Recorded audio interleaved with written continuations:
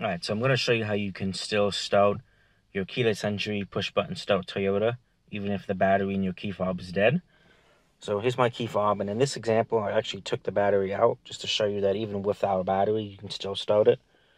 So let me just push my fob back together. So what you want to do is, put your foot on the brake pedal, and then once you hold the fob up to the button, the ignition system itself will turn on. Then all you gotta do is just push the button like you normally would, and the car starts up, and then you're good to go.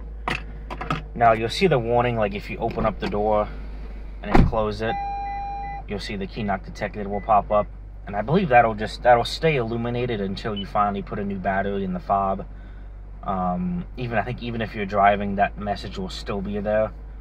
But yeah, that's how you can still start your car even if the battery's dead.